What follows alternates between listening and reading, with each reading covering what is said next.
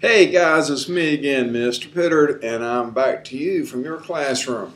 Now, we've had a few breaks. You guys had a bunch of rest. It's time to get back to work, and I'm ready to get you back to work. And I know what you're saying, that you've missed your social studies class and that you're glad to be back from Easter break, and I'm glad to have you. Now, let's talk about this. We talked about yesterday Chinese religion. All right, one of the things we talked about is how it differed from other religions that we have studied. Now, when you first look at Chinese religion when it began, it was polytheistic, much like what we saw in Greece, much like in what we saw in Rome and Egypt. But something sort of happened in China. China, you got to remember, was isolated, so it sort of developed from the influence of the West, and it wasn't subject to that influence. And so, by 1100 BC, what we saw in China, they started moving toward oracle bones, where they'd cast the bones and tell the future. Or excuse me, by 1500 BC. By 1100 BC, they were worshiping some natural force called Tian, and that's spelled. I don't know if I'm saying it right, but let me show you how it's spelled. Okay, this natural force they were worshiping, it's called Tian, and I'm not sure I necessarily said that right, and this force is a natural force that supposedly surrounds most living things. And they started worshiping that, which, is kind of different from what we saw in Egypt and Rome, whereas most of what you saw people worshiping were almost like gods that were like perfect forms of human. The goddess of beauty, the goddess of wealth. Tian is a natural force, something that's different from what we've seen in the past. Now, like what we saw in the past, they did have wrapped up in their religion something called the divine right to rule.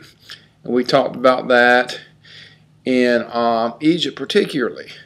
Now, you got to remember that the Chinese divine right rule came with limitations. Every emperor had a mandate from heaven. If you had that mandate from heaven, what that meant is that the gods had said, okay, or the Tian had said, you're doing a good job, but you could also lose that mandate from heaven. If you lost that mandate from heaven, if things started going bad, the people could rebel against you, or more than likely what was going to happen is you're going to be invaded by an outside power. And this is generally how dynasties change. Now, up to this point right here, everything's not that much different. But then we get into Taoism. And Taoism is part philosophy, part religion. It's basically said that, we shouldn't get our way in the world through the use of force. What we should use is the art of compromise. We should use something around us, this natural force around us, to influence things to our favor. Okay, this universe that Taoists believe that there's a universal force that flows through all things. And by respecting this force, then we'll be happy if we learn to live with this force. Taoism had the basic belief that most people were good, and that if you disrespected this force and you kept in line with it, you'd be okay. Now, so not everybody agreed with that.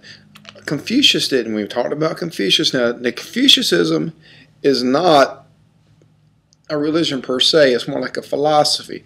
But as you're seeing with China, a lot of time their philosophies can wrapped up not only in their politics, but also in their religion. Now, Confucius said, you know what? I'm trying to get over here so you guys can get the backboard, but I don't know if it's going to work. Confucius said a few things, okay? Confucius said, most people, they're kind of good, but they need a little help to be good. You need to encourage them, okay? He disagreed with Taoism. Confucius thought, he was going, to be happy, all people have to do is pretty much do what they told. What they needed to do is they should respect, people should do their duty and follow their leaders or gods. And then everything will be in order. And he believed that order is the way to peace. And everybody, you get this order through doing your duty or doing what you're told, basically. Okay? Now, some people didn't think that Confucius went far enough and they came to legalism or legalist. And the legalist said, hey guys, everybody's bad. So we need strict laws and strict punishments to keep people in line. Now these two things, the legalists and Confucianists, are predominantly philosophies, but they came to almost to be wrapped up in religion and combined with some of the other religious beliefs. Now, we talked about how the Han Dynasty combined Taoism, Confucianism, and then we talked about Buddhism. Now, Buddhism is a true religion. Okay, it began in India around 500 BC. Now, Buddhists there is no particular one God in Buddhism, and Buddha himself is not a God.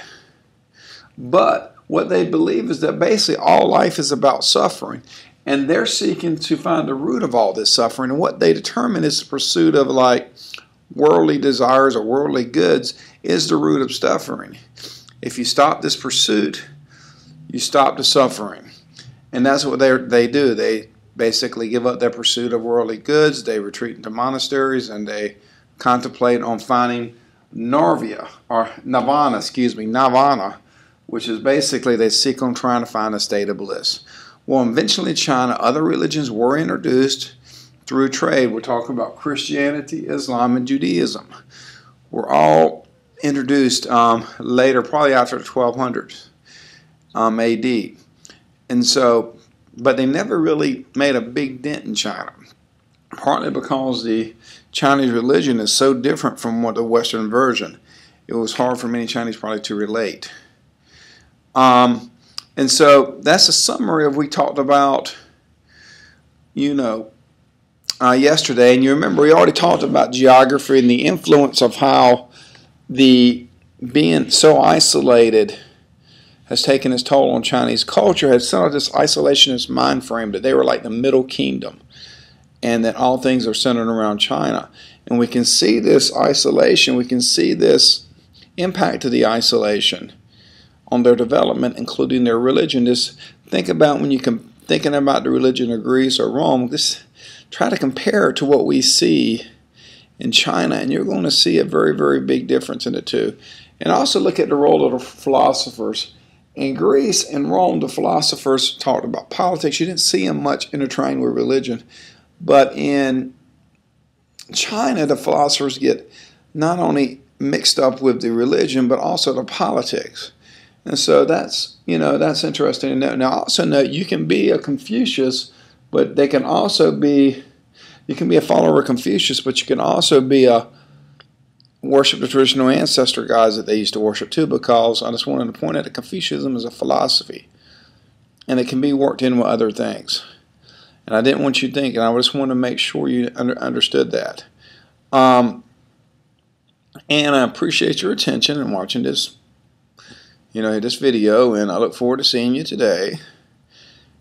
And I will talk to you later. Take care and have a good one.